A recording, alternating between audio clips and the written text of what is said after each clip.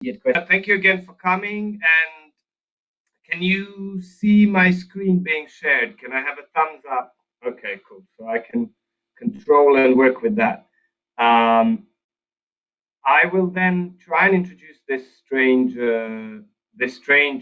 concept of degrowth. It can be both kind of provocative and challenging, but it is a crucial thing to discuss even beyond the shocking pandemic that we're experiencing now. I say shocking because we didn't really, except in a sort of edge sci-fi, expect this kind of turn of events in either 2020 or the start of the 20th century, because even though there were serious threats of major pandemics, we did assume that our technology and our biochem will precisely quash those, as has been the case with MERS or regional outbreaks before. We've also been uh, used to containing these outbreaks in the zones closer to global periphery, saying, oh, it must be the lack of development or the lack of sanitation that's making it that way. And that's always been the case with the pandemics in the past as well. We've always been blaming the other, whereas actually it is the systems interlinkage and the way that the global system operates with moving both people and goods around that has spread the pandemics in the past, as it has done with this one. But I do want to say that in sort of setting the scene, there is a very stark warning about this much bigger crisis, which is climate change and global inequality. We are facing the greatest challenge in the existence of human species, and probably one of the greatest challenges throughout the 4 billions of years of life on Earth. Now, that can sound a bit dramatic, but really it is not.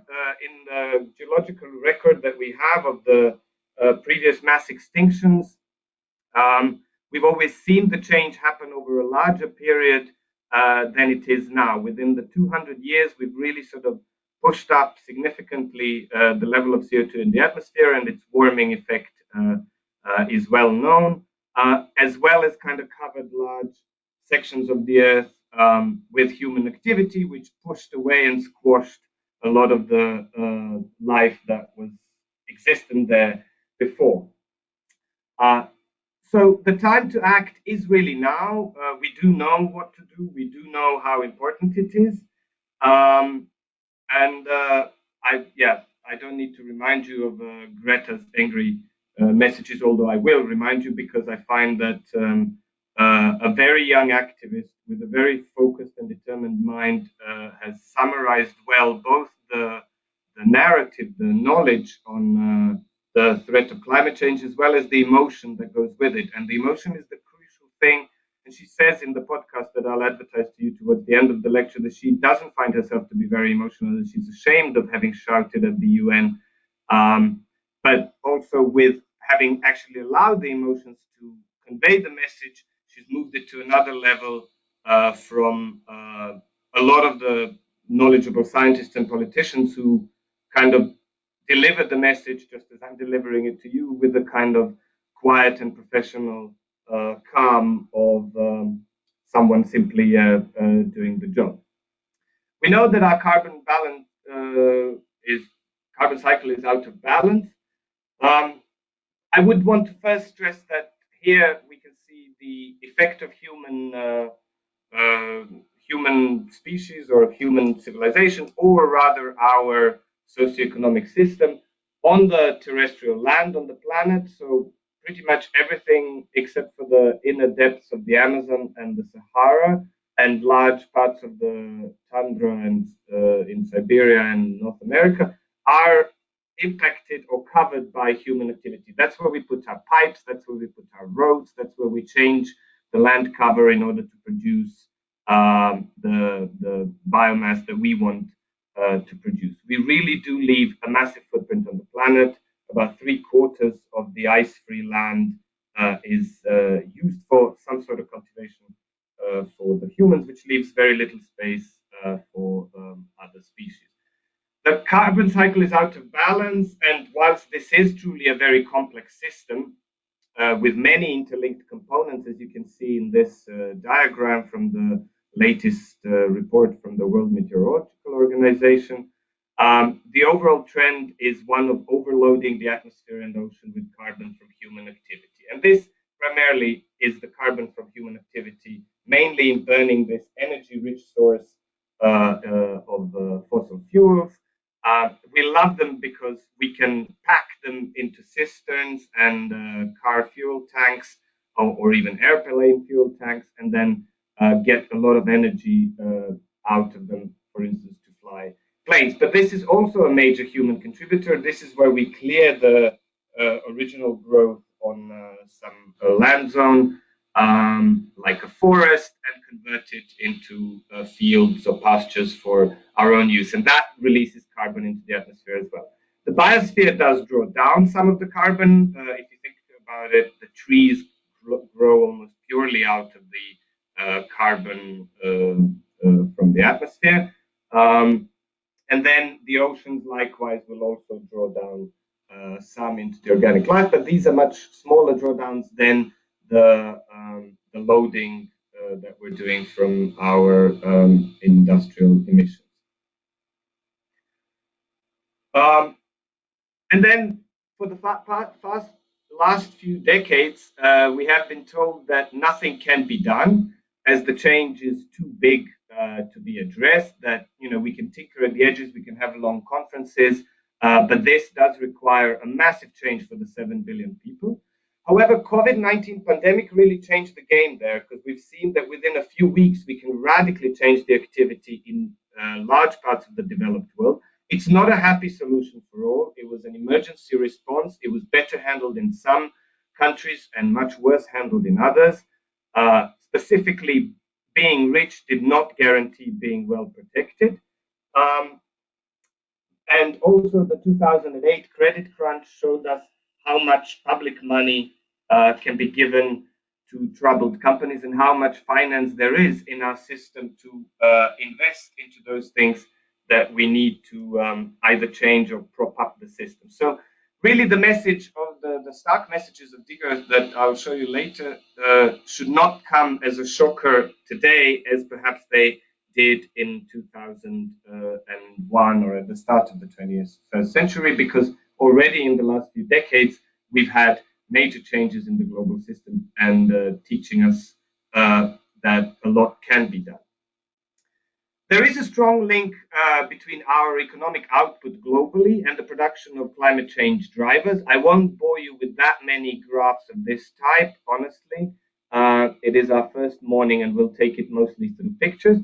But here we do have to note that from about the start of the Industrial Revolution in the UK, the CO2 and the GDP globally have followed similar trends, and that it's illusory to expect that we will decouple the economic growth from the output of the CO2 into the atmosphere, which you've seen on previous slides, what it does to the carbon balance in the biosphere. So the red line is the CO2 concentration and the blue line is the world GDP in trillions of dollars. Europe, though, did claim, the most advanced of the continents in both industrialization or the history of industrialization and,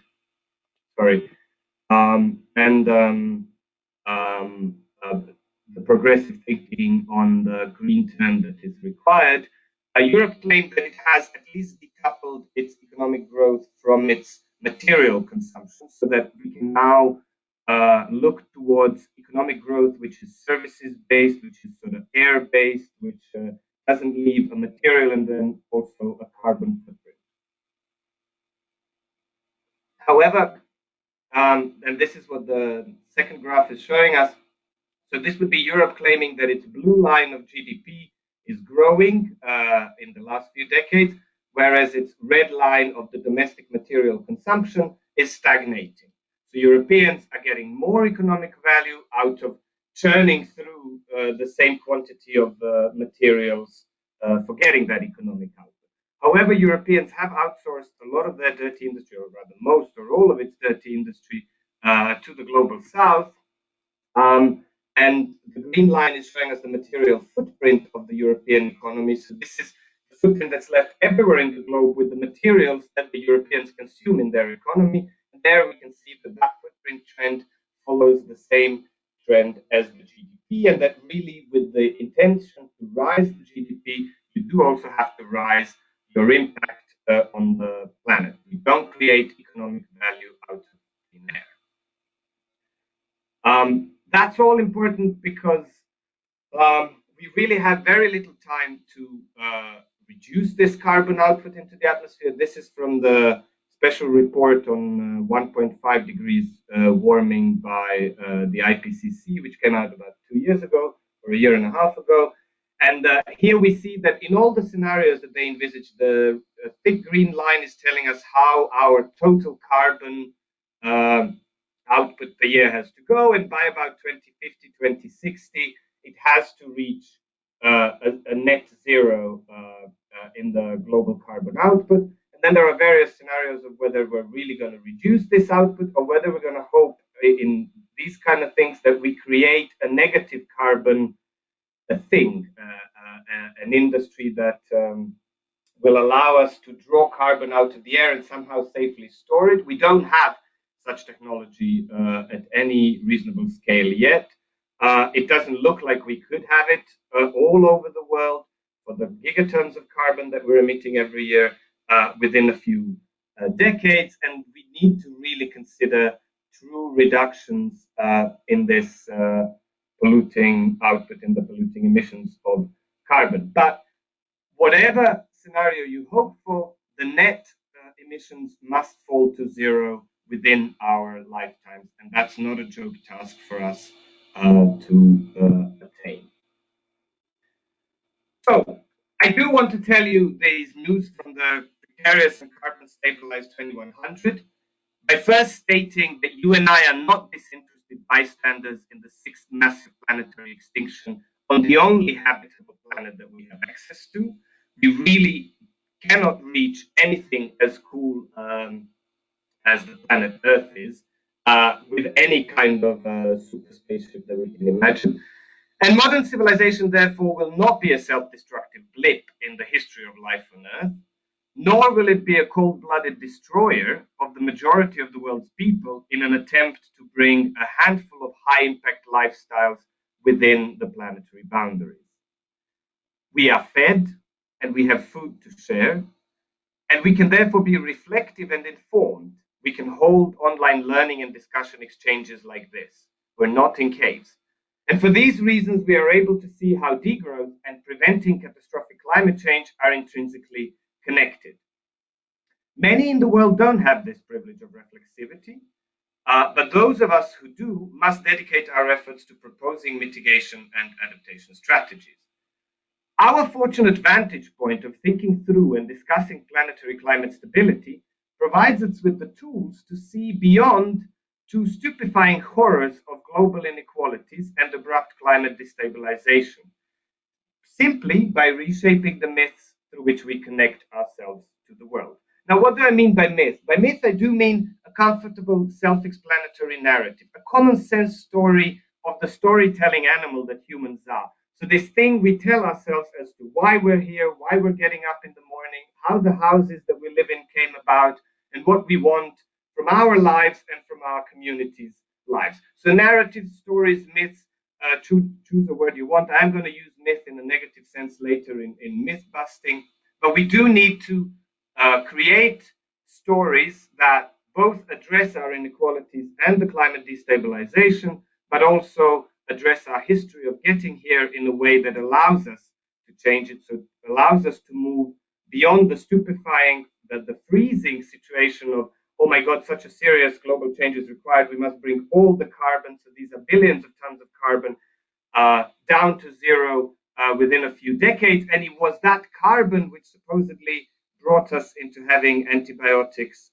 or travel around the world in the first place, or classrooms like this so that we can exchange ideas. So these myths do tell us that humanity created the fossil economy for the improvement of everyone, and then had to end in this global climatic unfortunate consequence, unwittingly forced into devastation of nature and further destructive wars over insufficient life supplies. But beyond the myths lies the century that came about from a global understanding of the role that fossil fuels played in the driving of climate change and the social organization of everyday life, reproduction up to now. This is our sober degrowth 21st century. A century from which we'll look back and say we understand why we were in a situation we were in. We understand how humans got there because of being humans, of being certain type of humans, of being certainly being humans organized in a certain way, and then we can organize differently. In this future, people will understand that there is excess energy available in the Earth system, on the planet, just from the incoming sunshine. And that excess energy exists even after it is shared with other living beings and geological processes. The plants, the algae, the plankton in the sea, as well as the wind, need the solar energy coming in, and we can't simply harvest it all for human servers to run video platforms or entertainment TV, but there is excess energy in the system even after the plants and the plankton have eaten what they have eaten.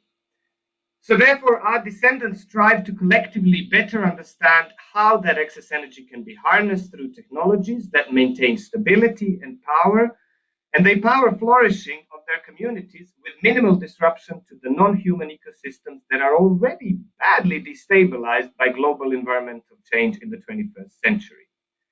And then they repeatedly discuss and they repeatedly renegotiate where to direct the excess energy after their basic needs have been met. And I hope we will attentively listen to when Oksana tells us a little bit how some of the excess energies can be expended through a concept of dependence.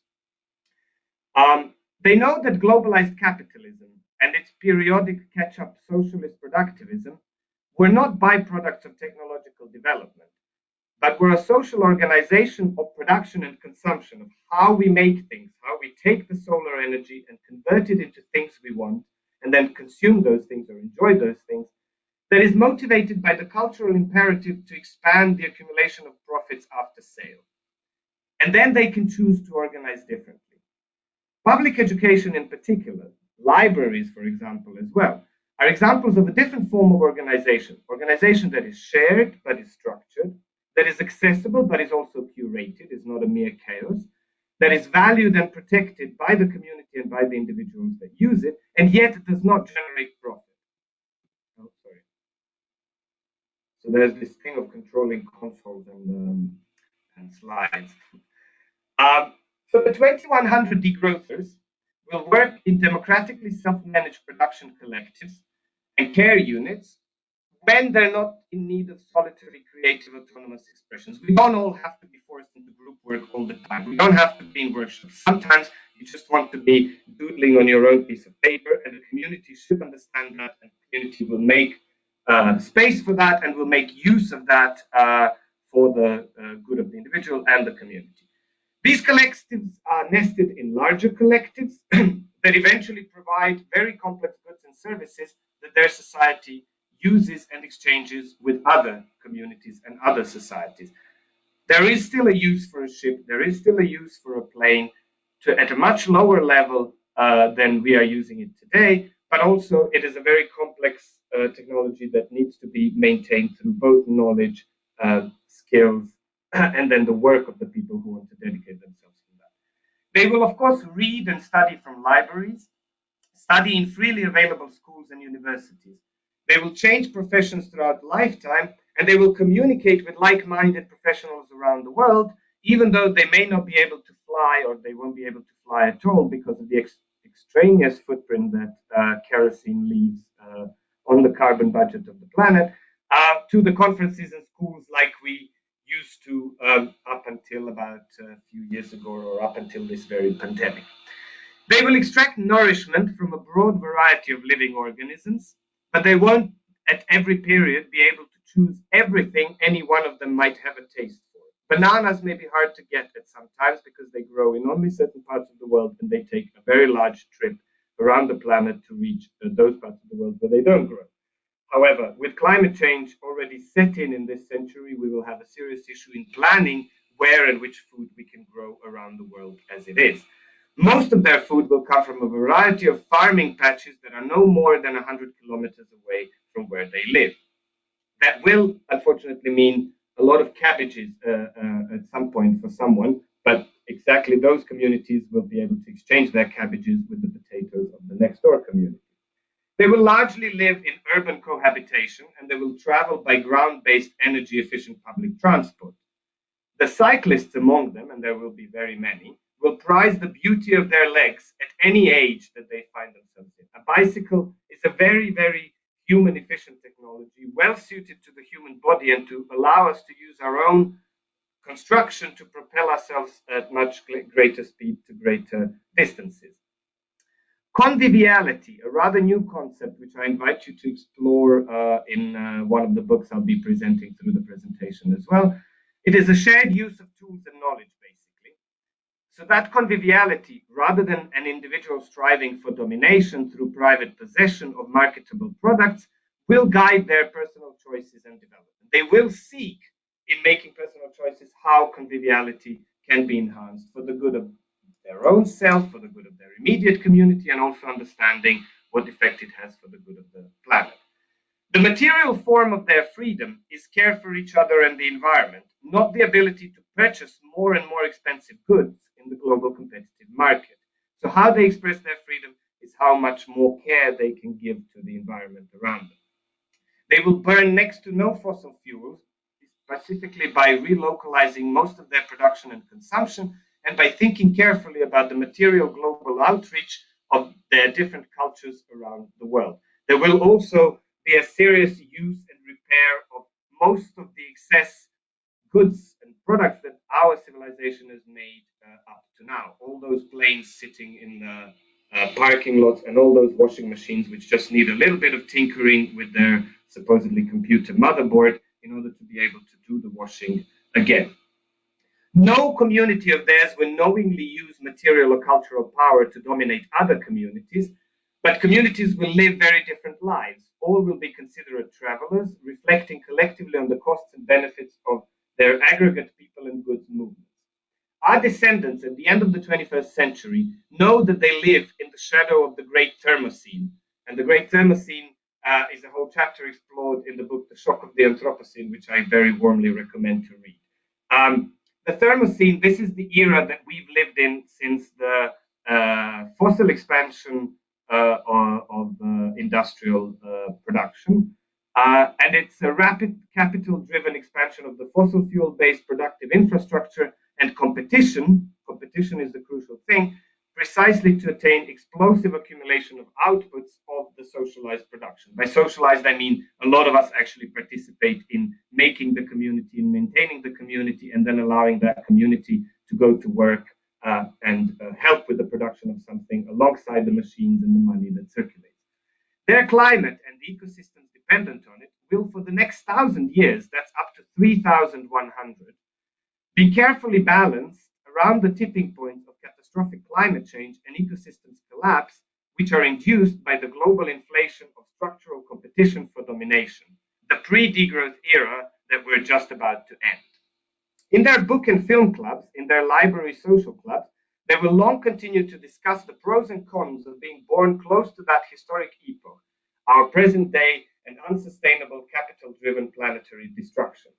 They will study the present culture of degrowth so as to distinguish it from diversification and flourishing at many levels of natural, individual, and community existence.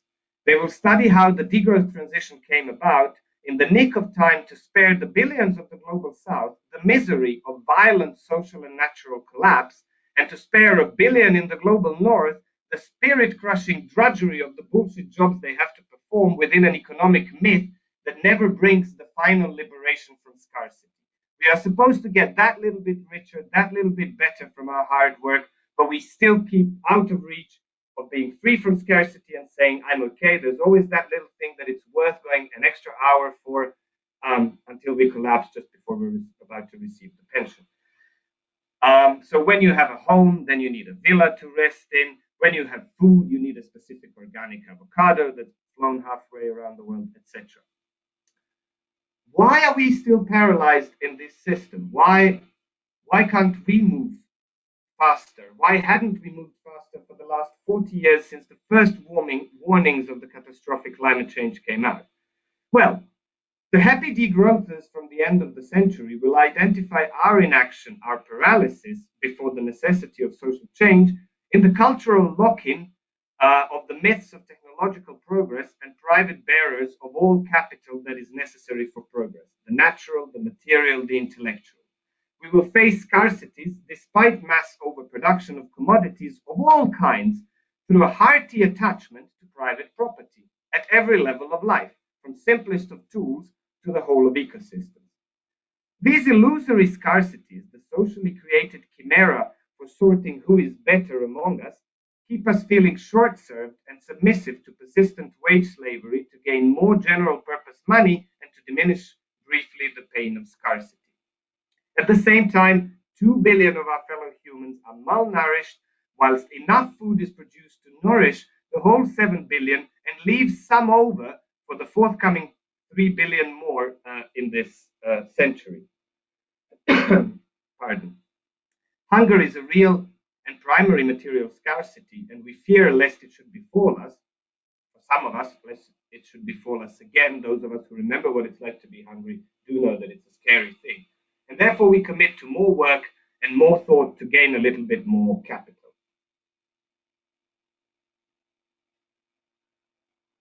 Pardon.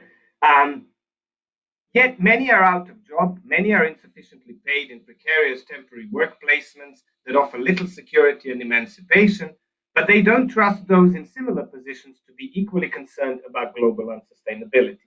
So I don't join hands with another precarious worker because I simply have a lack of trust in society.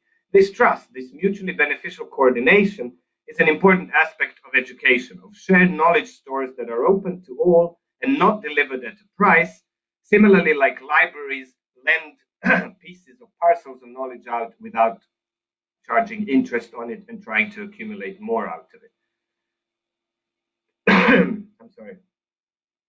The sober vision of the degrowth future in which the earth harbors life and the climate is stabilized is still obscured by the myth that rational technological transformation necessarily shapes the social organization that provides the present-day material comforts.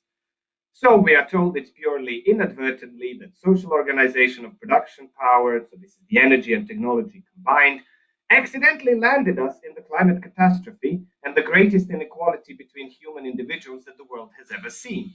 For the selected few, the myth is a reality today. They see no waste, they see no struggle, and they select lives that will give them unique identity, a pizzazz, a super existence. But this is at the expense of over 7 billion others. This myth of technology as development does not allow us to see the existing low-carbon lifestyle practices as anything but misery in need of more investment and technology to overcome that scarcity. Yet 2 billion people alive today already live a low-impact climate restorative ways, and they do not contribute to the climate catastrophe except when they join the myth of growth to overcome problems. The world of precariously balanced but stable climate and bright self-aware humanity embracing degrowth starts in our world today, even here and now. It begins when we finally turn away from the paralyzing myths, a common sense delusion that is expecting others to lead on action and blaming others for mutual distrust. If we were in a room now, I could ask you to look around. This way I have to ask you to check your to check your social networks contacts list and ask yourself how many people believe the following myths. The number one, that growth-driven mitigation of climate change can finally become just, that we have now realized how unjust growth up to the point has been, and that therefore more economic output will adequately protect those most affected and compensate for historic injustices in access to natural resources and benefits of industrialization.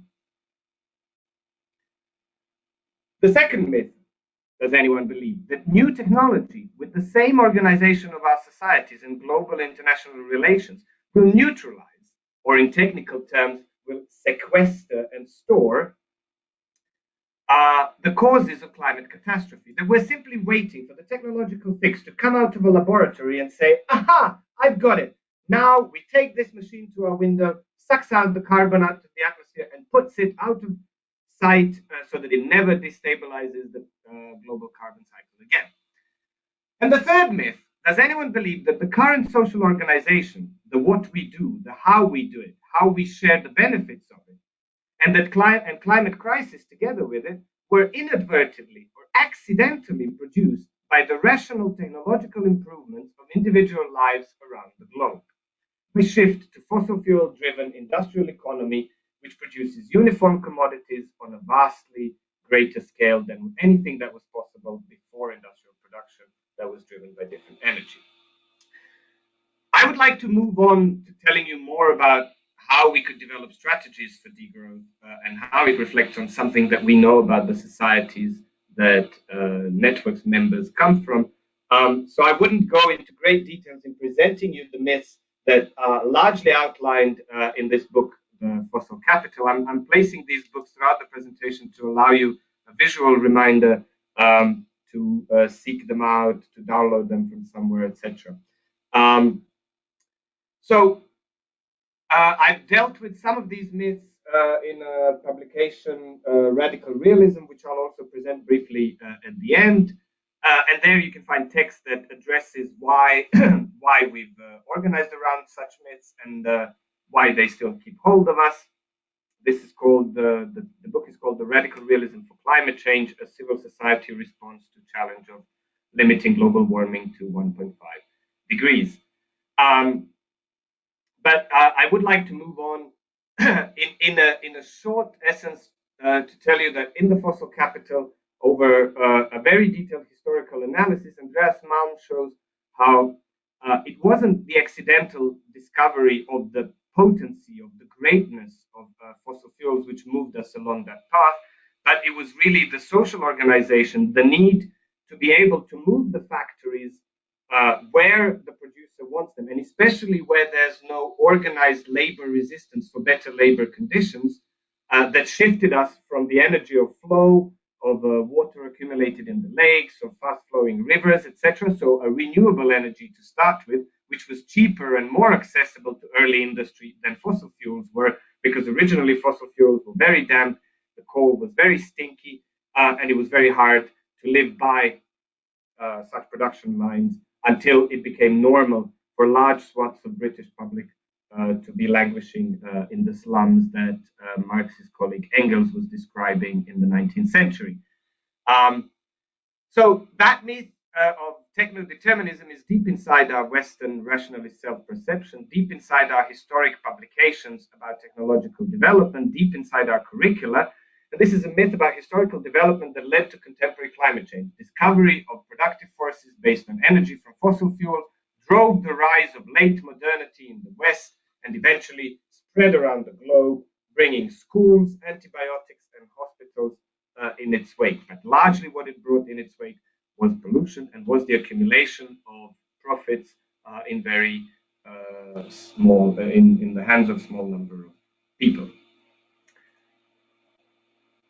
And in Carbon Democracy, Timothy Mitchell goes on to explain how we then shifted from coal to oil, again for political reasons, primarily because, again, organized labor started disrupting the flows of coal, which is a heavy material, moved around, was dug out in Europe at the time. We even created a European Union so that we don't have wars over coal anymore. But then we had to shift to oil because oil requires much less labor power. It flows through the pipes on its own, and therefore, again, cannot be disrupted for the share of the profits between the owners and the workers.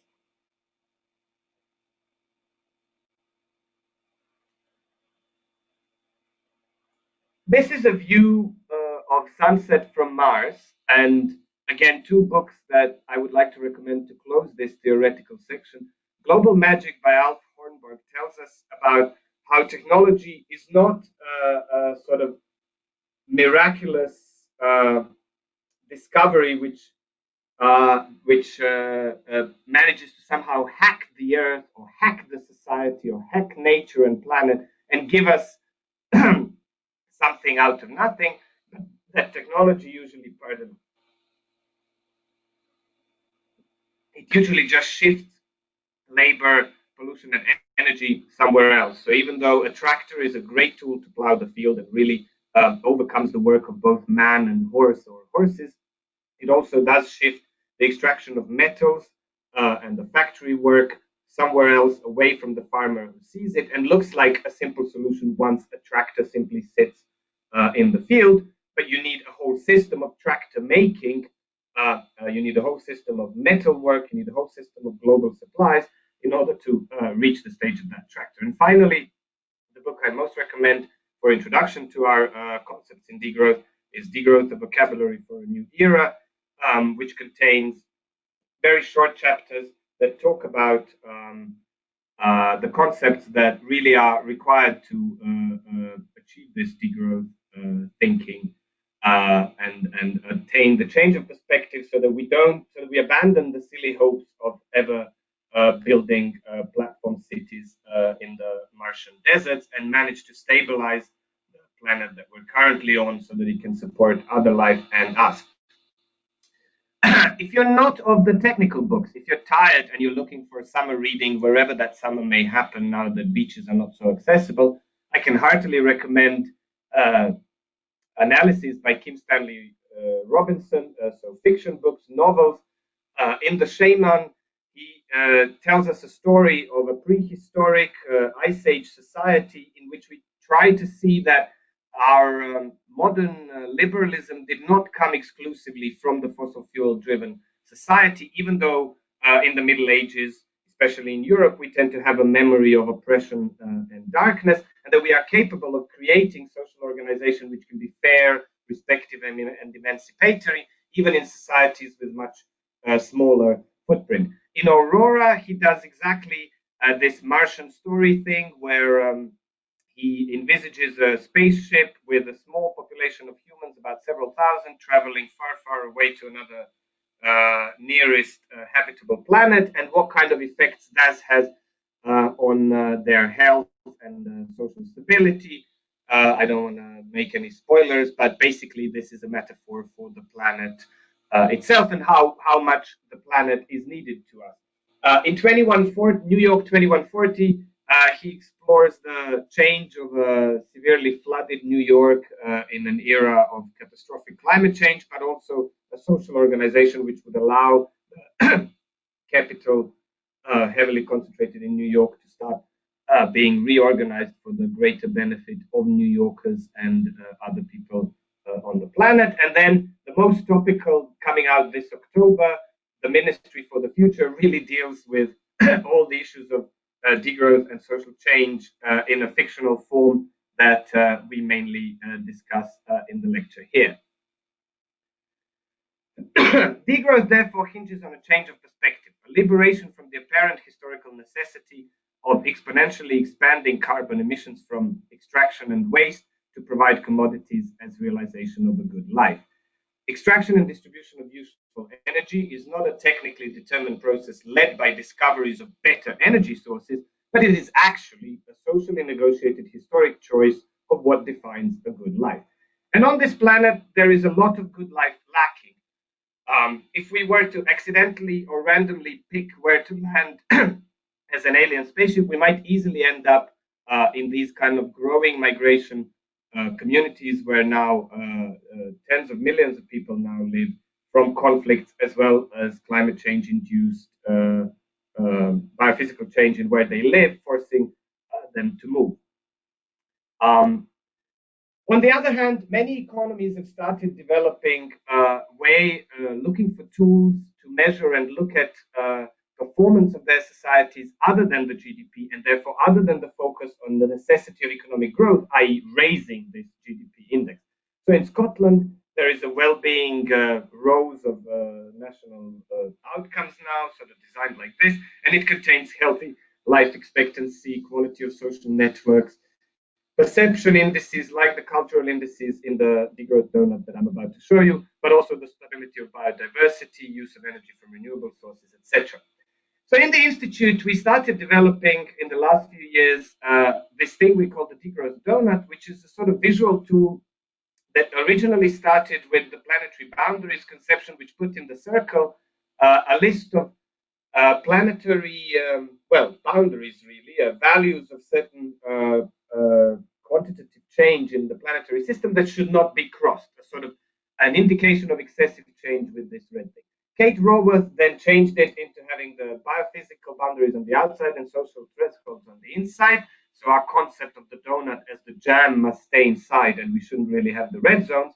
And what we've done then at the Institute is really to say, well, okay, we actually have things that we need to degrow, that we need to limit, that we need to push down in the social, cultural, and biophysical aspects of the world today. But we also have things that we need to increase, that need to grow in both biophysical and social and cultural. So we developed this donut, which shows by the size of the red bars how much in particular national societies, in particular countries, value of a certain indicator oversteps the sustainable limits, or how much on the inside it falls short of it.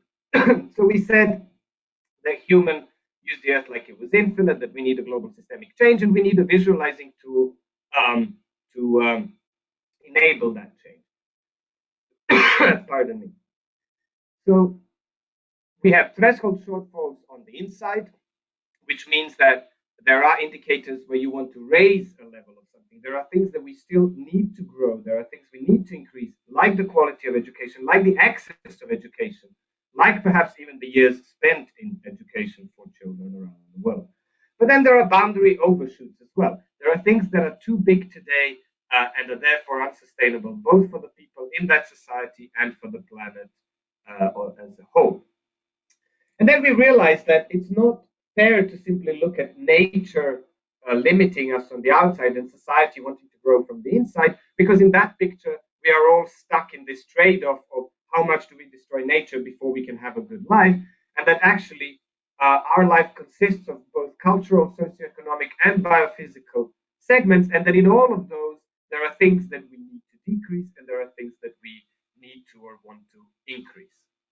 So, in, for example, biophysical segment, we can illustrate an overshoot by something like carbon emissions, and that is basically on the outer rim of the donut by how much this red bar goes out, and in some cases it goes off the screen.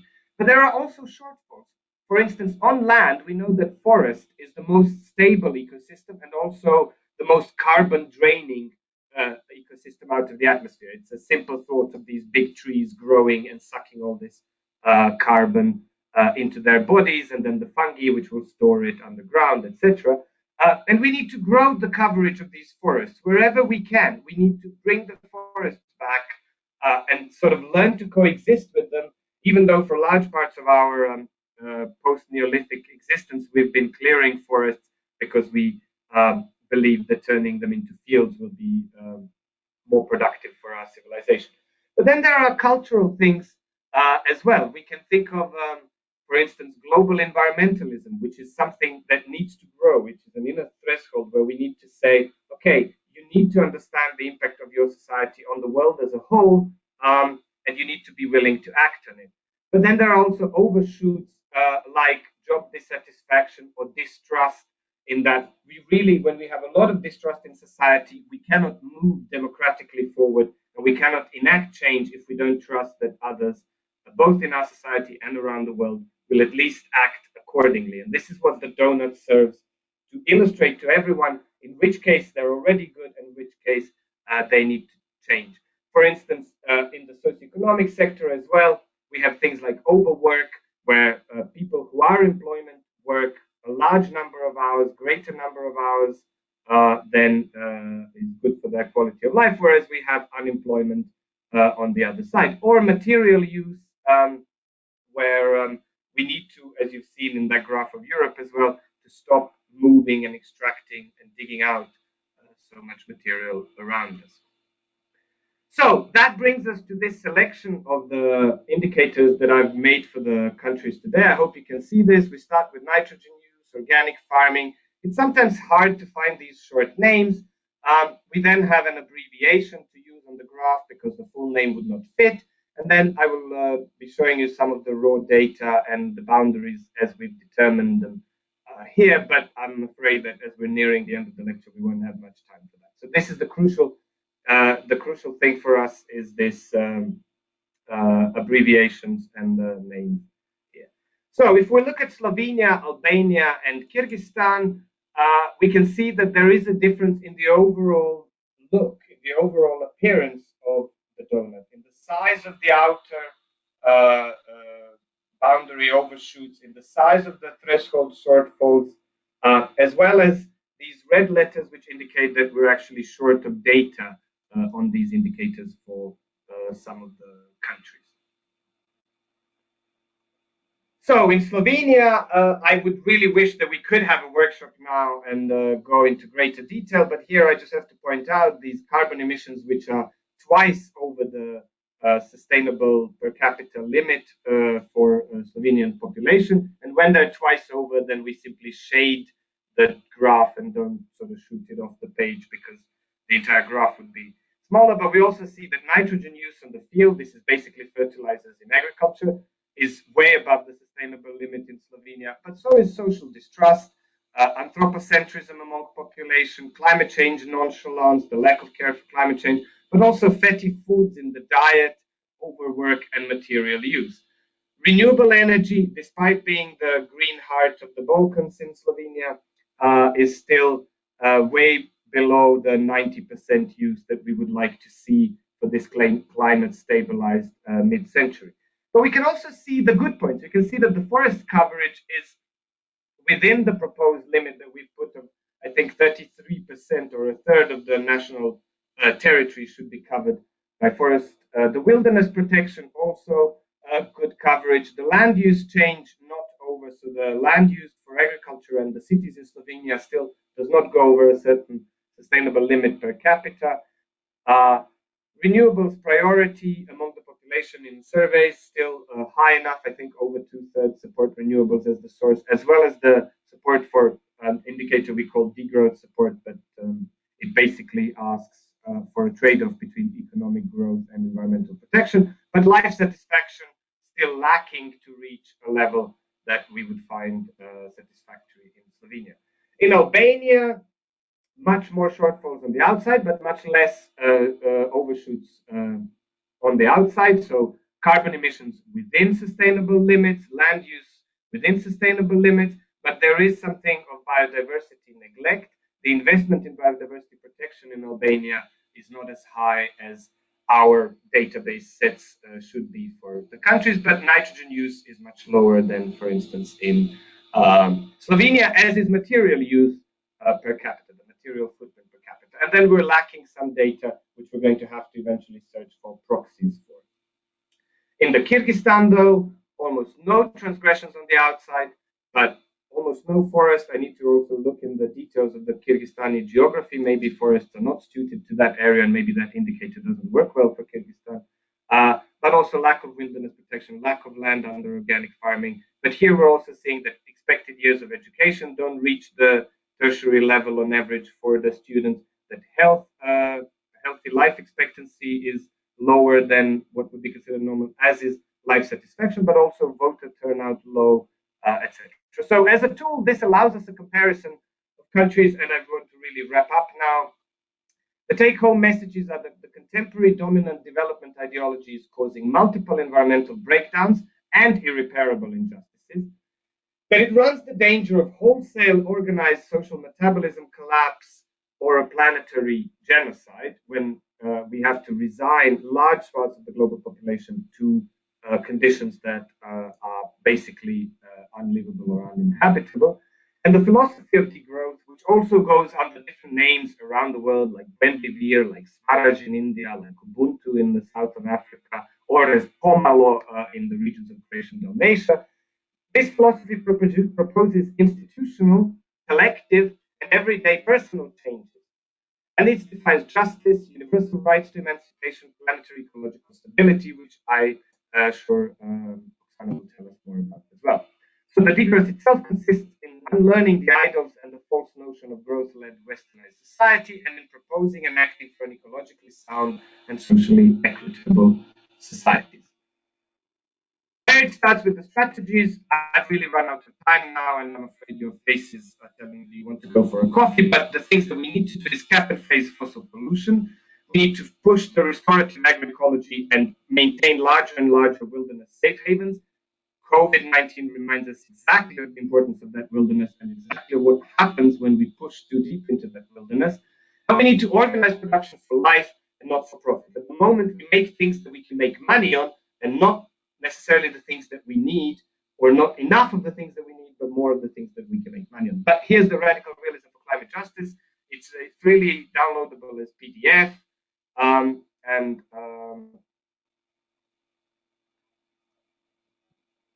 That's it from me. Thank you. I could not find the button to push the end of the presentation. So any clarification questions now, and then we can go on the break. Thank you. Thank you, Mladen, very much. Of course, we would be clapping if you could hear us all. Thank you very much for this inspirational and really interesting talk, and so many reading to do over summer.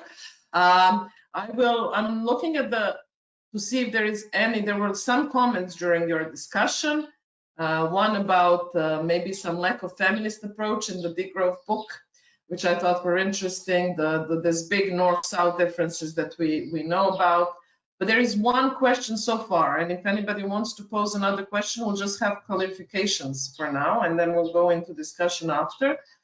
And I believe this question is probably for after. How could degrowth occur with current nation-state systems? That's one question. And states produce growth themselves for profit, which is something that you mentioned at the very end. Everybody's also saying thank you. I think, Mladen, do you want to take this question now, or should we leave that for the bigger discussion later? I thank you for both the feminist approach, which I'd like to dwell on, and the degrowth in the nation state. But I really think they deserve a broader discussion later. We'll go back to them. I've noted them down, and I'm sure Oksana has something to say on them as well. So I look forward to the slower and better quality discussion we're going to have than any kind of Zoom answer I'm going to shoot out now. Okay, so lots of thank yous and well done. There is another question about how education can contribute to improve the described situation, which is definitely key question for us at the network and for all our members. Again, a big one that we will try to discuss at the very end. But I think for now, there were no real clarification questions. I thought the donut was a very interesting tool that I would like to explore a little bit more and see how to keep this jam in. But I guess for now, no direct questions on any clarification.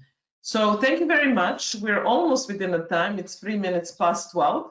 We will have our full 15-minute break, if that is okay with everybody. So we will return in 15 minutes, 12:20. We start then Oksana with her presentation. So you don't need to go out. You can just take your camera off, and we'll see you very soon in 15 minutes. Thank you very much, Mladen, once again. See you soon, everybody.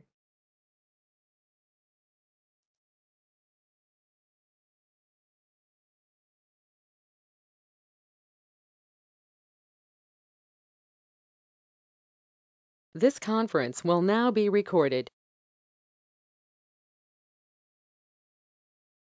Zdravo, Lana.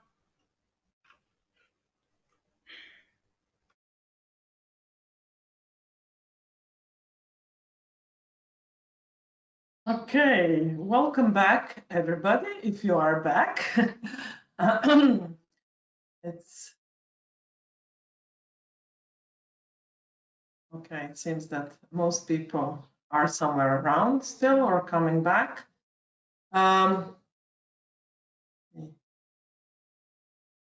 We'll give them 1 more minute and then try and start at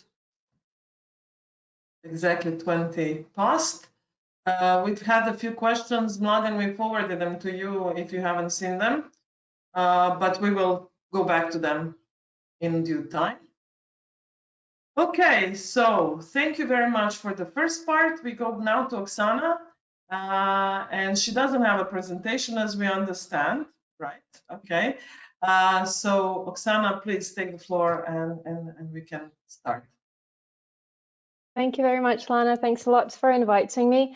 I don't have a presentation, but in case you have any questions, you can just tell me and then I post the information in the chat. So in my talk, I would like to take some of the topics brought up by Mladen to a more abstract plane. So he talked about myths that the society of capitalism is based on.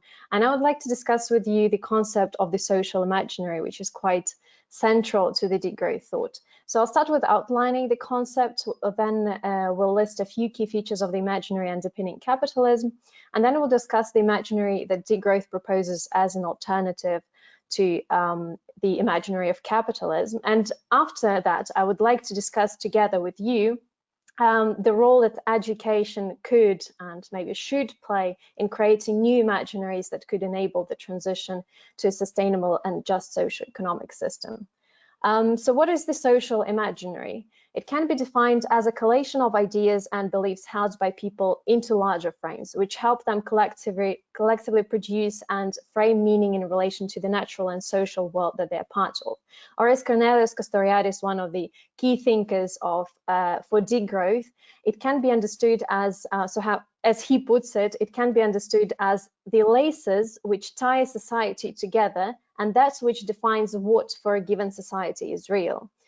So the social imaginary ties together a set of meanings, for example, the meaning of the existence and the ways of a particular society and its place in the world, or what the role and place of the economy is. And by binding a society together, this imaginary helps it to operate and reproduce itself. So imaginaries being the imaginary representation of a society, the field of meaning, co-evolve with its material and institutional reality, with its processes and practices. So on the one hand, the imaginary gives a specific orientation to the institutional systems and practices and helps them to be reproduced. But on the other hand, the imaginary itself is reproduced and reinforced by the dominant practices and institutions. So the material and the imaginary are always intertwined and mutually reinforcing, which is one of the factors creating path dependency and allowing societies to reproduce themselves.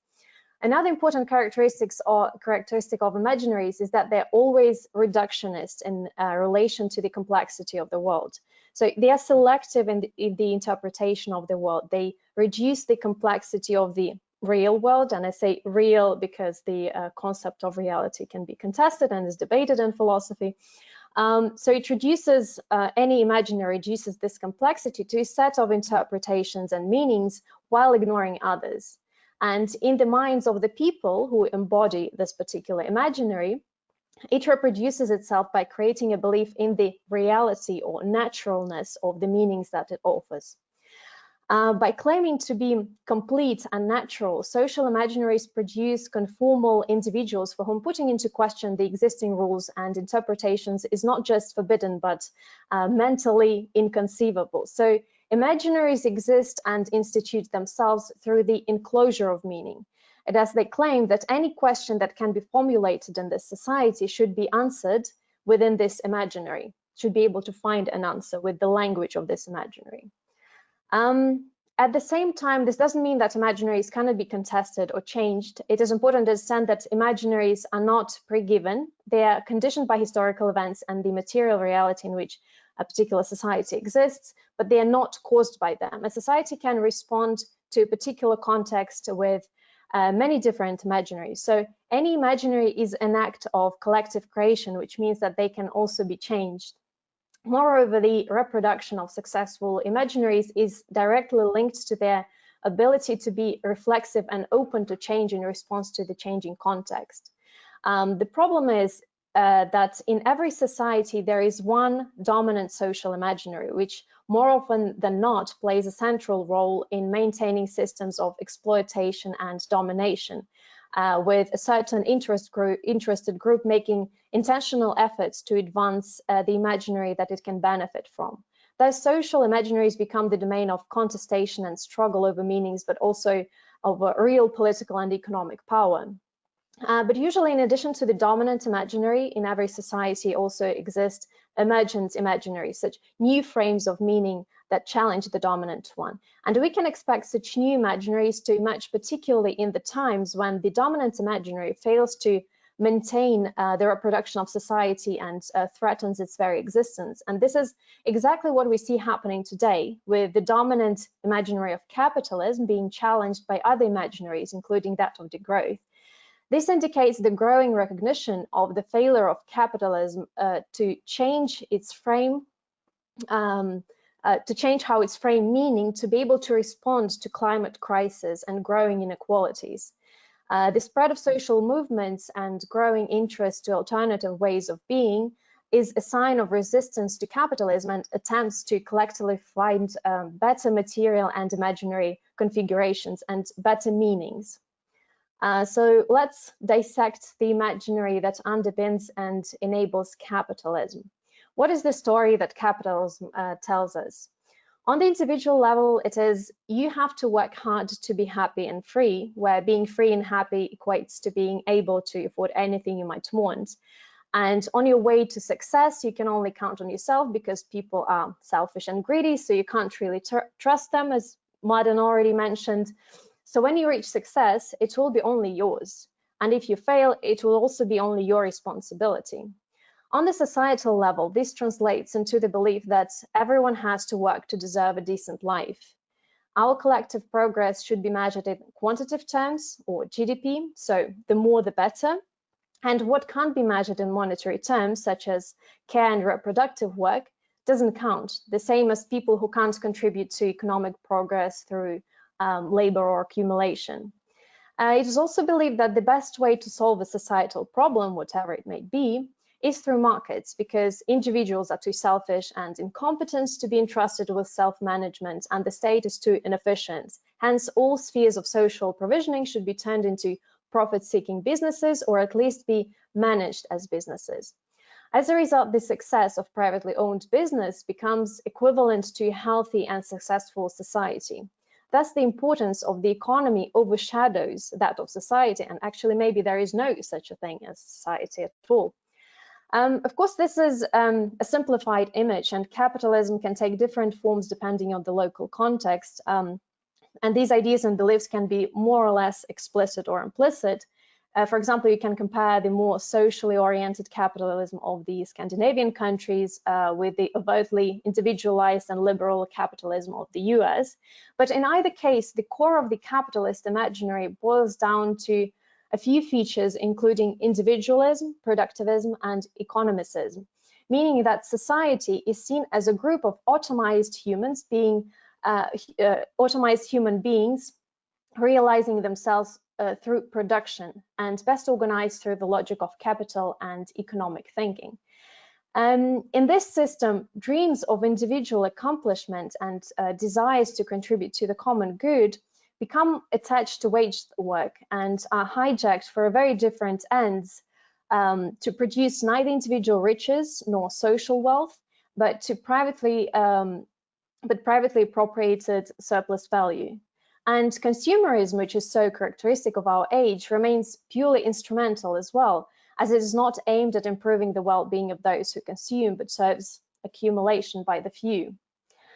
And these principles enable the system to reproduce itself, as they justify the constant expansion towards new frontiers for accumulation and exploitation of nature and other human beings under the disguise of the pursuit of common good. So capitalism reproduces itself not only through enclosures of the material world, our commons, our environment, but by enclosing our imaginations. Sorry, I just took a look at the comments. And in this context, I really like this quote by Max Havin from his book, Crisis of Imagination, Crisis of Power. I think he puts it really well. Capitalism relies not only on the brutal repression of workers in factories and fields, it also relies on conscripting our imaginaries. On a basic level, it relies on each of us imagining ourselves as essentially isolated, lonely, competitive economic agents. It relies on us imagining that the system is the natural expression of human nature, or that it is too powerful to be changed, or that no other system could ever be desirable. On a broad level, it works by transforming what we imagine is valuable in ways that see us orient our actions towards activities that will reproduce the status quo, end quote. So the imaginary of capitalism paints a very reductionist image of human life, which is rather dull. Nonetheless, most of us stick to it to a greater or less extent. On the one hand, because capitalism makes us physically dependent on the system for our own survival, but on the other hand, the system reproduces itself by advancing its imaginary in making us accept and believe that the imaginary of capital accumulation is our collective imaginary, and convincing us that there is no alternative. The main tool for spreading the stories and messages of capitalism is, of course, advertisement, which uses and manipulates our own nature and physiology against us. And another important element, which is important for our discussion, is, of course, the education system. We know that historically, universal education systems have always prioritized subjects that could be useful for the industry. And this is even more noticeable today when education is being privatized across the world, which defines which disciplines should receive funding, for example. So the values of the markets and capital are projected by the education system itself, and they are absorbed by us unconsciously from a very early age. Moreover, many education systems in the world are based on the principles of uniformity and standardization, which suppresses the ability to be creative. And there has been some research in some countries, particularly in the US, about the decrease in creativity in people since the early 2000s, while the level of IQ is increasing. So we see the outcomes of the education system there. And this inability to be creative is very critical because it undermines our capacity to think of something different, to think of alternative systems, of alternatives, ways of being and doing. Using the words of Castoriadis, capitalism can be called the tyranny of what is over what could be. But since the financial crisis of 2008, and particularly now during the pandemic, the monolith of the capitalist imaginary has been showing some cracks, and more people are realizing that what is doesn't work anymore. Remember that that to survive, imaginaries need to be able to adapt to changing circumstances. But the very imaginary of capitalism doesn't allow it to find a way out of the climate emergency and the environmental degradation, as well as social injustices. These very factors are constitutive of capitalist reproduction, so it cannot abandon them without abandoning itself. To move from what is to what ought to be, we need new imaginaries, and this implies an ability to imagine alternatives.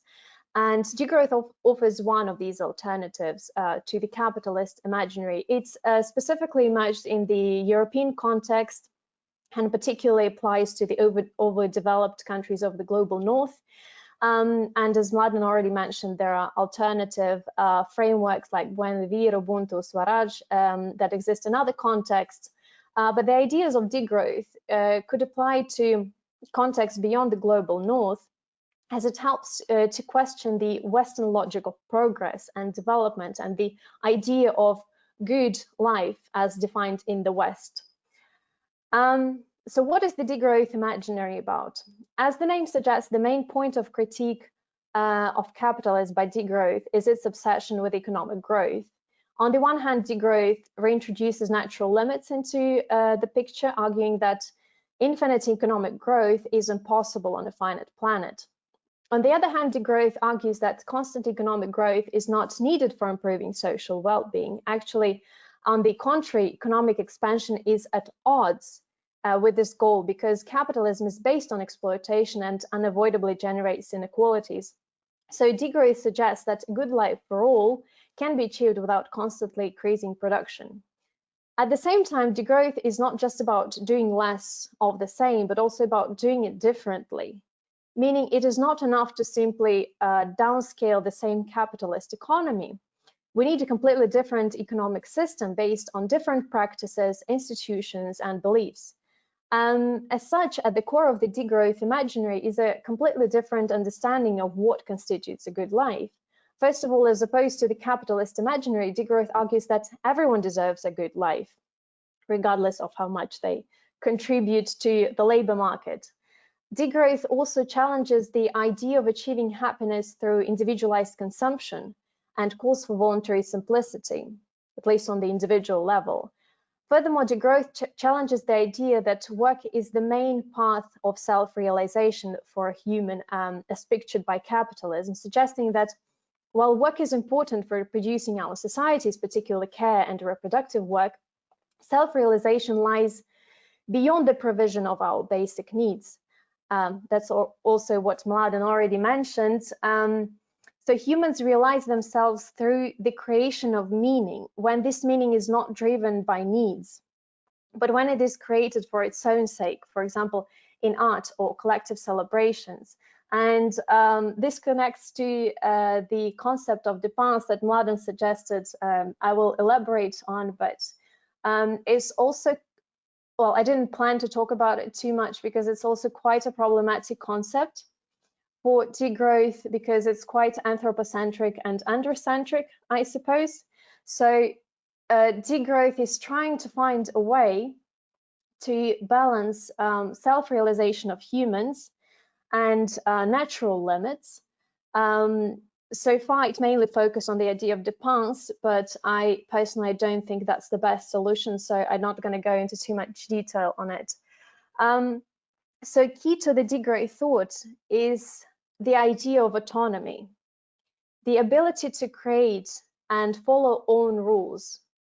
In more practical terms, in this particular context, this means the collective freedom to change the system and challenge capitalism, both its material and belief elements, and freeing ourselves from the tyranny of capitalism. But at its root lies the call for liberating the creative capacity of humans and creating a new type of human being with a reflective and deliberating subjectivity. So these are different layers of the degrowth imaginary. Now I'd like to briefly explain why degrowth gives a lot of weight to the idea of decolonization of the imaginary. So this is the term that we normally use, decolonization of the imaginary, and okay, the term decolonization is also problematic, but since it's common, let's use it for now. So I would say there are two main reasons why we're talking about the imaginary and why this concept is so important for degrowth as well as for other social and environmental movements currently. The first reason is quite simple. There was the so-called cultural turn in the social sciences in the second half of the 20th century, which implied a growing recognition of the constitutive role of processes of collective meaning creation in shaping and creating social relations, including economic categories and institutions. And this, of course, had an effect on the degrowth thought, because degrowth still remains very much in the academic domain. The second reason is that social and environmental movements around the globe are facing a limited ability to implement change. They face two problems, and I can share with you the paper that analyzes this perspective on the social movements. First, institutions are less willing to accommodate demands for justice and change. Second, the individualized nature of modern societies makes cooperation and building long-lasting initiatives more difficult. And social movements tend to operate in three domains: political, economic, and cultural. And when social justice and environmental issues can't be addressed through the traditional political domain, meaning through voting, engaging in political parties, or lobbying, and when movements can't achieve a critical mass for resisting private capital and the market, so when movements can't achieve sufficient change on the levels of political and economic action, then the domain of the cultural becomes increasingly important. In a sense, the main political struggle is over the minds of people and the imaginary, because the control of the few is so huge right now that it's quite difficult to challenge in a society of atomized individuals. So how successful degrowth has been in advancing its imaginary? I would say that in the last few years, there has been an increase in coverage of the concept in even mainstream media. Moreover, the Degrowth network includes not only academics, but also practitioners, such as people living in eco-villages. And these pockets of alternative ways of organizing are critical for spurring new thinking and alternative imaginaries, because they show live that different ways of being are possible. However, still, degrowth very much remains in the academic domain. And there has been a lot of debate about building alliances with other movements, and there have been conversations happening with Extinction Rebellion, for example, or some attempts have been made to build bridges with trade unions. However, interestingly, the sphere of education has been very much overlooked by degrowth. And I have not heard of any specific initiatives how we can engage with professionals from the education systems. And so I would like to finish my presentation not so much with a statement, but rather with a question. How do you think education on whatever level of the education system that you're familiar with could contribute to the transformation of our socio-economic system, with imaginaries, our social collective imaginaries, being used as the entry point? And do you find this concept useful for starting to connect education and systemic change, whether you think in terms of degrowth or any other concept? Thank you. Thank you very much, Oksana. Very, very interesting. Again, a big question for all of us. I'm looking, yes, thank you. I'm looking at comments to see if there is maybe somebody who would like to answer your question at this moment. I'm not sure that I could. Let's see. Anybody asking maybe for the floor? It's a question I think we need to, it is a question that will stay with us after today, because this is something that we have been struggling for a while in our network on how this concept that we understand and okay, so there is a comment from Glasgow that there is a teacher training course on globalization and education, and I'm sure that there are across the world some initiatives like that. But I think you've given us a big question that I'm not sure we are ready to respond to at this point. Maybe Mladen, did you want to say something, or? May I, with my experience of working with the network for over 10 years, first of all, technically, can you hear me well? Can I speak without the headphones? Okay. There is this tendency to push into education. Oh, okay. Let me technically adjust then quickly.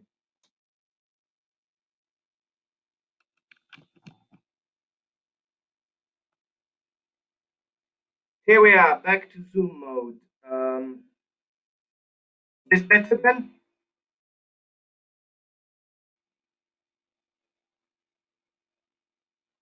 Okay, I'll really Go try ahead, now. We're on technical. There's always been a desire ever since Education for Sustainable Development to push into education all the worthy goals that we want the world to attain. So on one hand, we should not be just pushing it into education, and we should be seeking for a change now.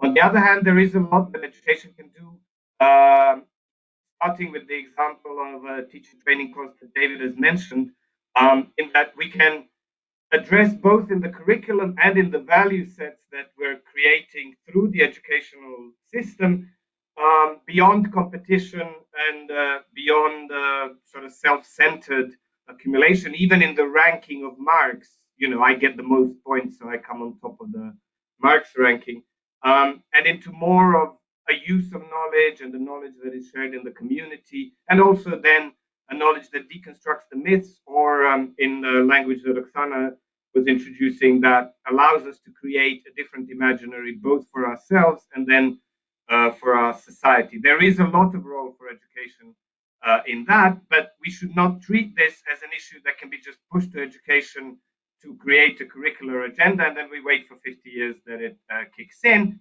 And as I remember, one member reminding us many, many years ago when we were doing Education for Sustainable Development project, simply by putting something on the curriculum does not make us adopt it. She said, in the Eastern Europe, we've all had Marxism in school, but not many came out Marxists.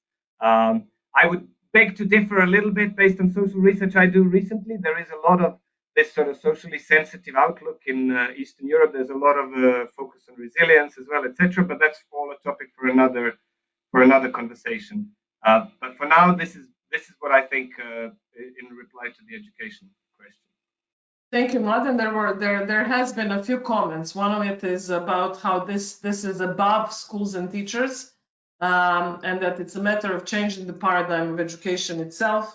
We also have to say that education is mostly ideological. I mean, the way the education system is created in countries, it is according to what the mainstream society is trying to push. So competition is one, assessment is another one, with very little time and for creativity, for conviviality, etc. at school level.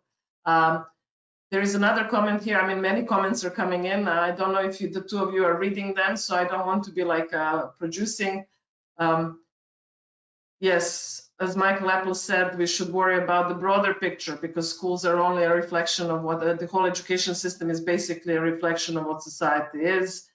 On one hand,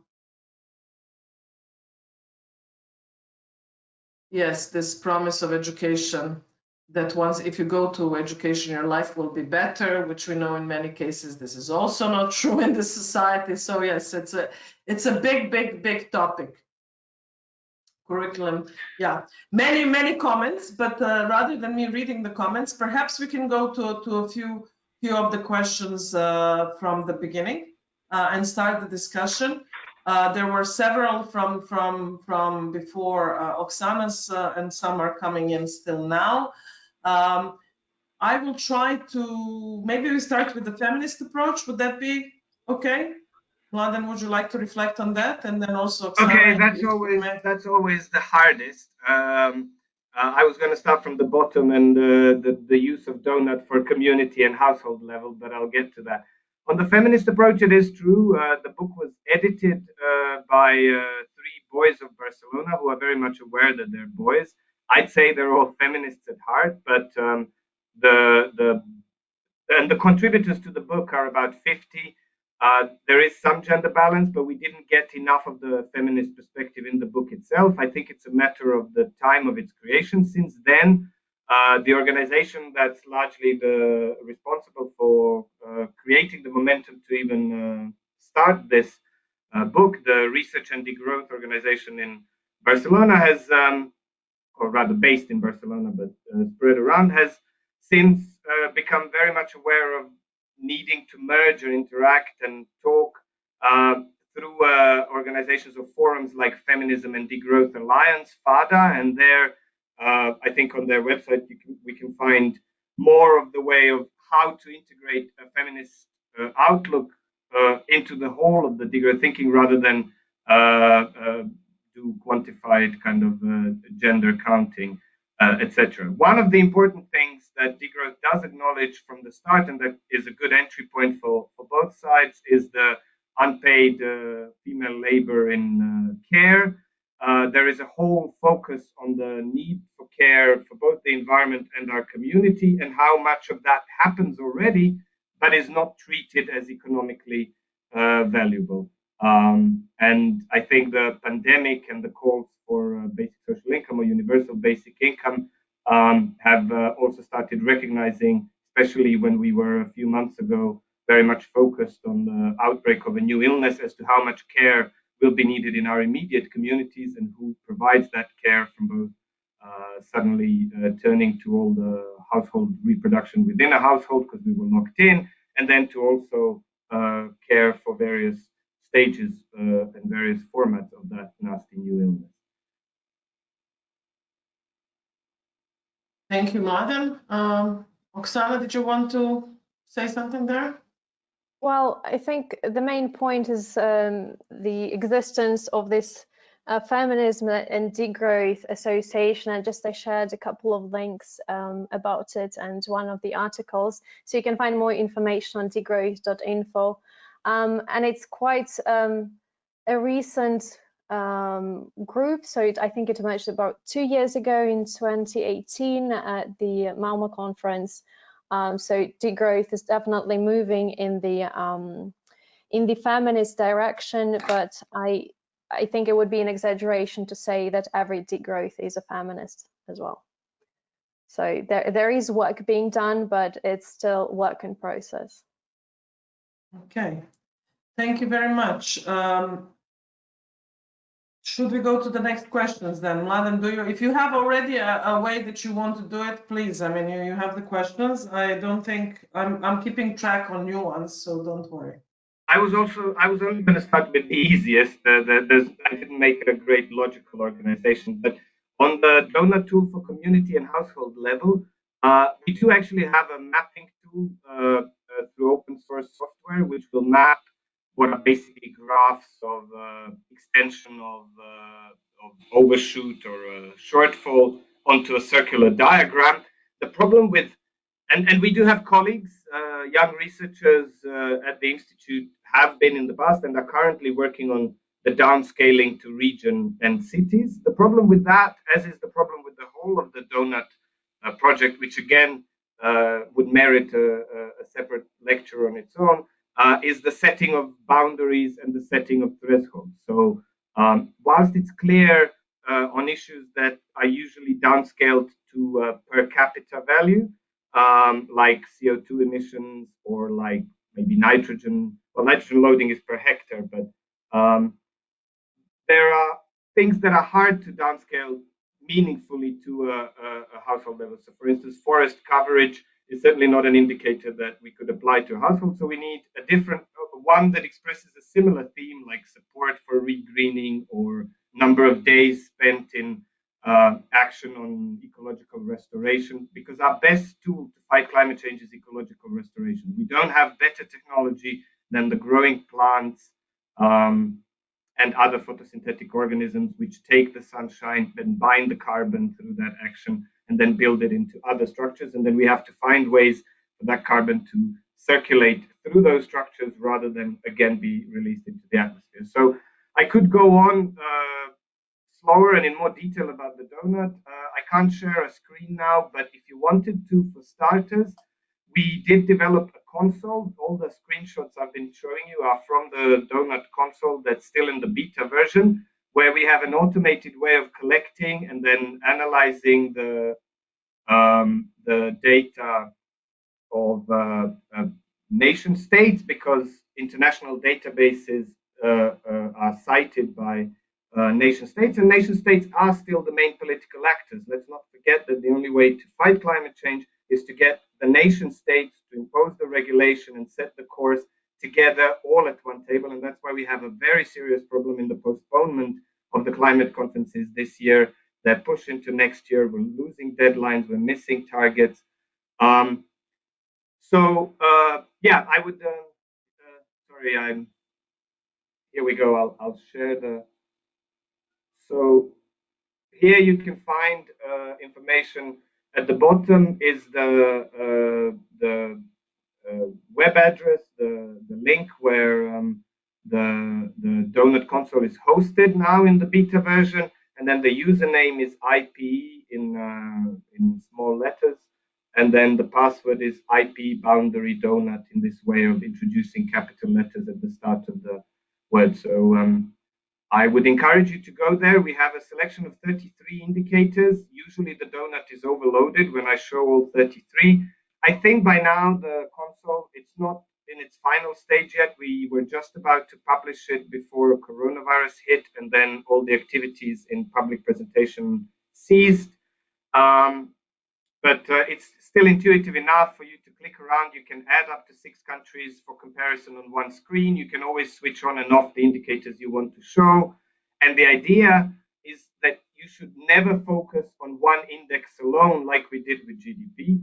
GDP does, especially in our states, track very well, correlates with certain aspects of happiness or certain aspects of infrastructure quality, but it does over the level where European peripheries at the moment start breaking away and further rises in GDP don't no longer correlate with quality of life or further infrastructure. As you can imagine, we reach a stage of development, and after that we make new iPhones and new fast fashion rather than new hospitals or organic fields within the 100-kilometer radius. So by clicking through, you can compare various countries and see these trends, but always holistically looking at the set of indicators that both represents things that are bounding us, that are a boundary, and those that we want to push up as states. Most importantly, it also shows indicators where we're already performing well, because the idea is to get out of the freeze of we have to be miserably poor in order to have ecological sustainability, and say, okay, how do we combine what we're doing well already with what we need to improve? How can we build on our strengths and focus on what are the most important weaknesses that we need to address? For instance, very large carbon emissions or the lack of public support for renewable energy. And in that sense, I would jump to the diversity and degrowth question. The community, the movement always says that it's not a universal blueprint movement. It's mainly talking about the countries of the developed north, where most of the academic production comes from, simply because of the conditions that you can have most time dedicated to such production there. But there is a very broad and very diverse support all around the planet, where people integrate the very ideas of degrowth, as I tried to show you, as Oksana has mentioned as well, in the traditional ideas of good life and sustainability or stability or resilience within those societies before.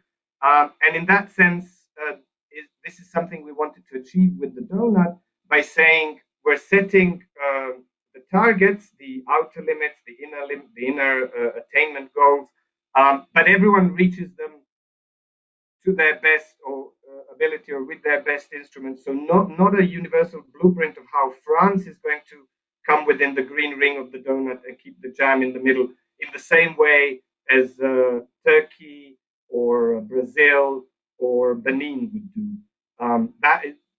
The idea is that a donut gives a direction, gives a guideline. It's a principled approach, whereas the constructive side of how you build each one of these is up to the communities that actually live and work in certain spaces. Of course, we need some kind of coordination as well at the global level, and nobody's saying stop talking across borders. Also, not stopping exchange across borders. We're not advocating extreme autarky, where within the geographical territory you happen to land in, you should produce and have everything. And of course, there's a difference between the size of Russia or China and Croatia or Slovenia in terms of what you do and how you do it within the territory. We are all on the one planet now. We're all on one spaceship.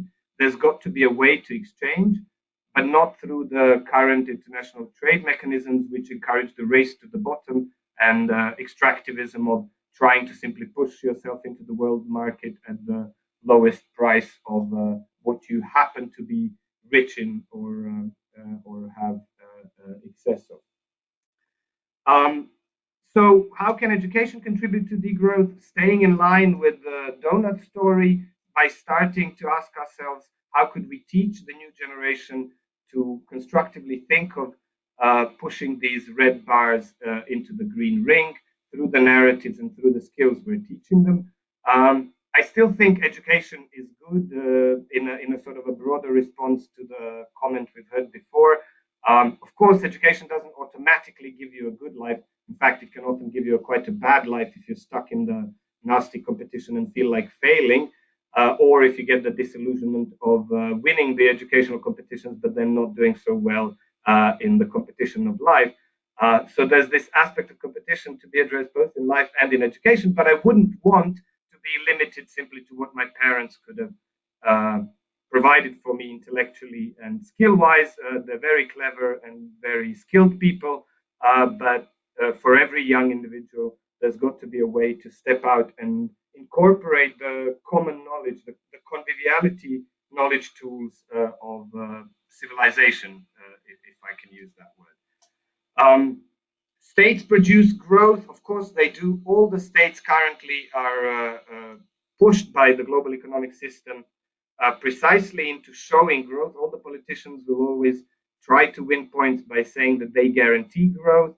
And the problem is they guarantee growth at any cost. So even when at the European level, where this debate is quite lively, when we challenge the Commission leaders by saying, okay, in your Green Deal, in your COVID recovery plans, you're always pushing this green growth agenda where we technologically know that that's not possible. We cannot globally decouple economic growth from material and carbon footprint, or at least not in the next few years, which are the years in which we have to do it. Maybe we'll be able to do it in 2100. I don't still see how from my physics background, but if it turns out that way, that will really be for the community of 2100 to decide and enjoy. But we have to be able to reach the community of 2100. And right now, we're not on course for that. And therefore, we need that kind of change.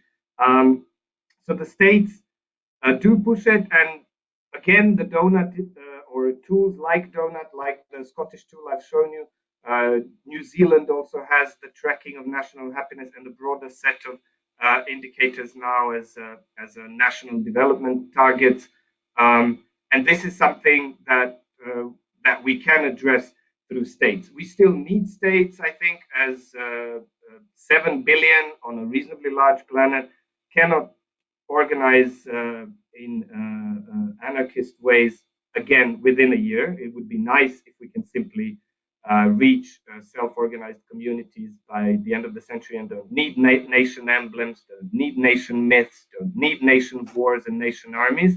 But for the time being, we need to use the instrument of the state, the way it organizes the whole society, in order to get us into the right direction. And that brings me to the feminist question, which we've addressed already. So I can stop talking and give the mic to Lana and Oksana. Yeah, Oksana, I have there's a couple of more questions coming in, but I would first like to give Oksana a word if she wants to reflect on any of the questions about the nation states or the cultural diversity and degrowth, etc. Well, Mladen has covered most of the discussion that is happening on these questions in degrowth.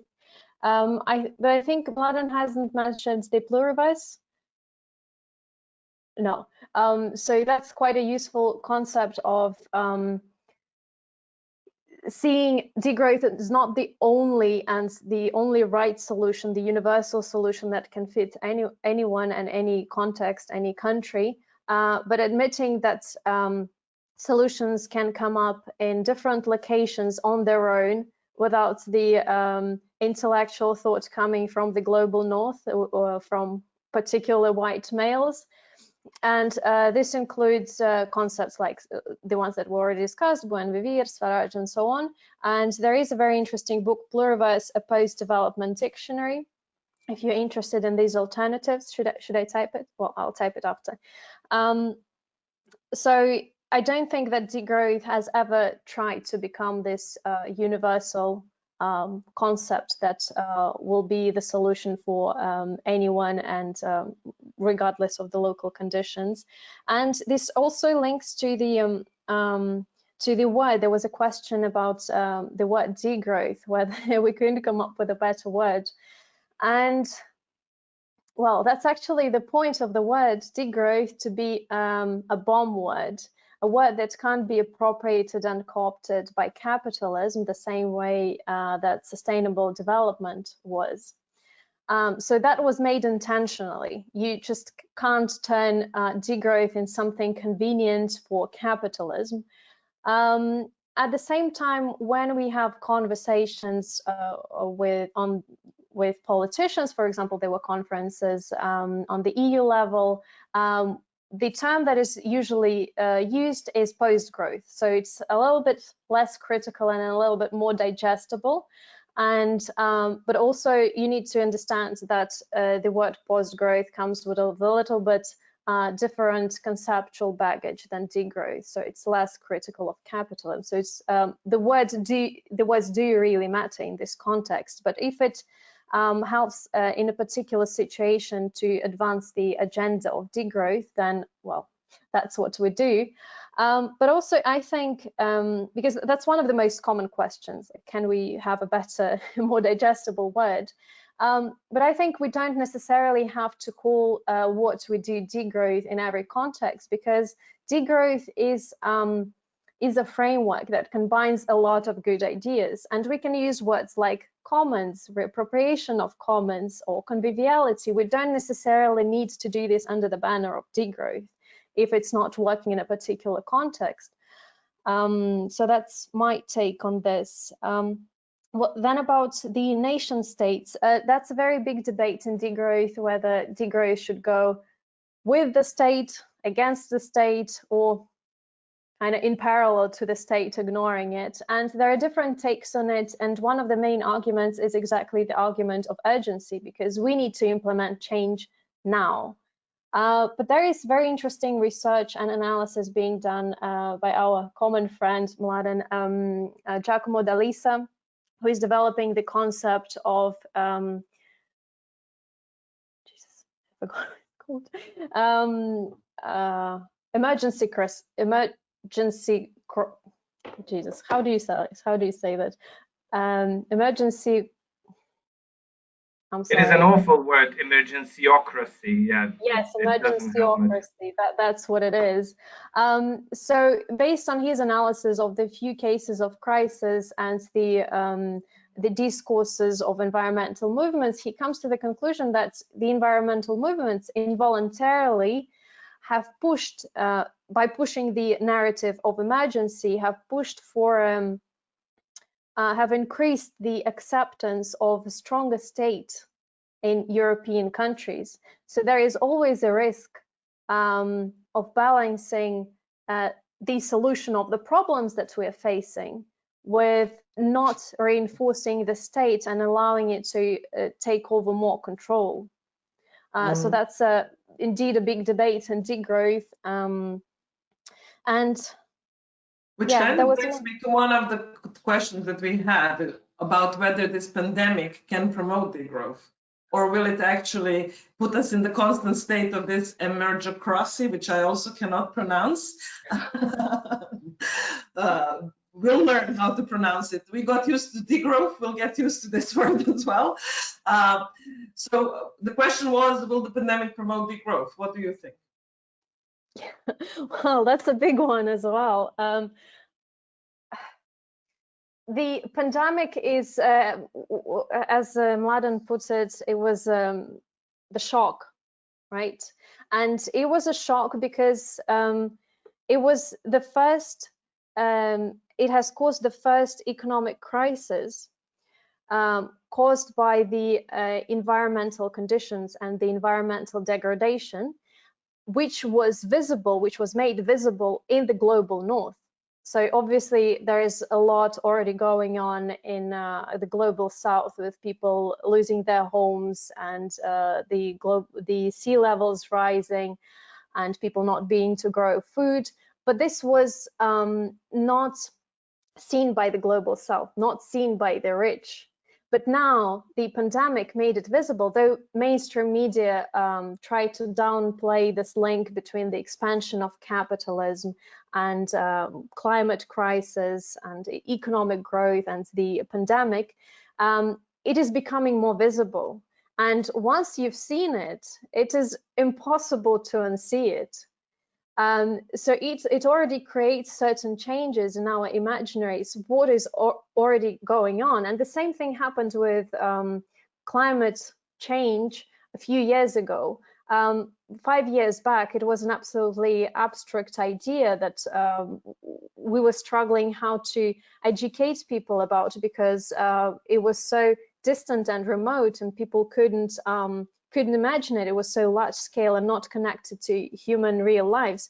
But now people started to see this also in the global north with fires. And I remember in 2018, when we were in Malmo for the conference, there were fires in Sweden, and there were absolutely exceptionally high temperatures. So climate change, climate crisis is already our reality. And now people cannot deny it anymore. It's becoming more part of the mainstream discourses.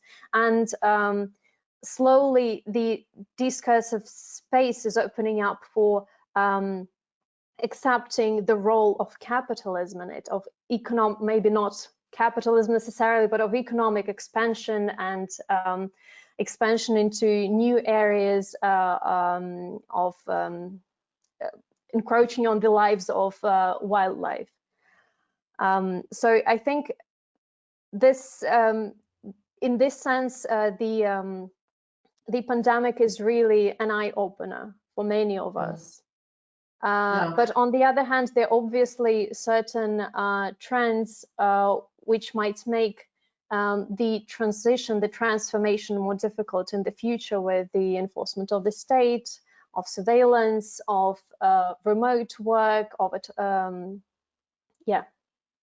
these processes. I mean, so another connection, I guess, is that what we find in education sector is the pandemic is actually really exposing all the weaknesses of the system. So we see how the system is concentrated on assessment so much that most of the discussion was, how are we going to, in the end of this horrible school year, what is going to be about the assessment? It exposes the vulnerable groups which were not covered by this lockdown digital education. So the pandemic is a big, let's say, a mirror maybe to our society in education, but also in other things. Mladen, would you like to comment on that? And I think we will maybe are close to closing, but Mladen, go ahead, please. Thanks. I'd really like to dwell more on the degrowth and search for a better word, and Oksana's really summarized it well. It has been a constant debate in the movement, I think, since the French started it with Decroissance, where again it was an advertising guy who wanted to push a theoretical idea that is so shocking that it won't be appropriated into the mainstream. And I have to say that Oksana is absolutely right. Use any word you want, appropriate to the context. But in a lecture of this size, if we were to start with the 10 concepts which each need to be explained and then justified and then use examples, there's nothing like one provocative word which gets people to listen, and then we start a debate. You don't have to agree, but you do get to focus on what matters. In that sense, post-development is certainly more intellectually sensitive and better covering. But again, in our region, that would even cause you even more pain, because for God's sakes, I could perhaps live without economic growth per se, because it's just an abstract number. But what about development? I mean, do you really not want me to have running water and sanitation? And then that does take a lot of explaining, and I'm glad Oksana's shared the book, and I'm pretty sure it's freely available on Libgen, and we can share it easily. And yeah, there we'll see what the notion of development brought to certain communities. If you just think, even in growth terms, British imperialism has dampened or squashed GDP of India once it got included in the empire, rather than promoted its growth. But it has turned it from a more sustainable community in terms of its own exchange into a cash crop for extraction into the global market. But again, that's a whole other story. Degrowth does not have, that is not a horizon. Degrowth is a path to the horizon. What lies on the horizon is for all of us to talk about. Some used to drop words like solar communism. So solar powered, fully renewable, and everyone respects each other and shares as much as they need to, and each according to his needs and by his abilities, etc. Degrowth does not say that. Degrowth says there is an ecological stability and there is social justice on the horizon. Degrowth is the path to the horizon. But how you name what's on the horizon is up to you, and it's also to be debated as you're walking along the path. So finally, does pandemic promote degrowth? Only if an emergence of new imaginary happens. In the first instance, pandemic is precisely the opposite of degrowth. It is a sudden collapse ran by centralized state, which we have to admit, we're not living in absolute democracies, all of us. We have these regular cycles of partial representation. Yesterday's parliamentary elections in Croatia got less than 50% of people out to vote, 50% of people eligible to vote. So that's an entirely unrepresentative ruling class, eventually stemming out of that. And that ruling class is going to run the emergency. And that's going to be represented by those with the money, by those with the interest, etc. So emergencyocracy is a danger that Giacomo warns about. And Giacomo precisely warns about it by saying, if you're asking for change, take the change in your own hands. Do not simply go to the state and say, okay, now you have to introduce climate emergency. And this is where Giacomo differs from Greta, because the state is the one that's maintaining the climate problem. The state is the one that's maintaining the system that feeds the climate problem. The state exists to justify and keep the order of actually feeding the problem as a byproduct. So you can't go to that same state and say, now impose an emergency that we reduce it. It's not going to be a just reduction. It's not going to be a reduction based on well-being needs. It's going to be a reduction based on maintaining the current social order, which I'm pretty sure by now doesn't give that much well-being to anyone. That doesn't mean going back to the caves. That doesn't mean destroying the water systems in our sanitary infrastructure. It means running them in a level that allows broader access, so reduces the constant competition and struggle to keep those that we don't want out, to the point that we shoot their boats in the Mediterranean and sink them, and also allowing us to respect the natural world, which does support everything humans do. I mean, without bees, we have no fruit. Without oxygen, we simply don't function for more than a few minutes. So a lot of our self-reproduction is reliant on nature. I think I've kind of lost the thread there. Thank you. No, thank you, Mladen, very much. We are now 20 minutes over our time. So unless there's a real urgency for you to say something else, I think it kind of leads us very good into our next day. And tomorrow we're discussing democracy and do we have it, and what kind of democracy we could have, or what kind of other system we could have. And yes, very happy that we have started these big discussions and then trying to reflect it into education. Everybody is saying thank you. Oksana, would you like to say something else at the end? I was just wondering if I could join the discussion tomorrow. Yes, you're more than welcome. We'll send you the link. We'll send everybody who's today the link. We hope a lot of you join us for tomorrow. Mladen, Oksana, Mladen, thank you very much, and everybody else for being present for almost over 2 hours in this, and for participating in the discussion. Nobody dared speak, but there was a lot of comments in the box, so that's also good. And I guess that's the new reality that me, who is very much about joining forces in some other way, we'll have to get used to as well. Thank you again, Mladen and Oksana. It was really a great beginning of our summer school, and hope to see you tomorrow. Thank you. Thank you, everybody. Thank you very much. Bye. Thank you.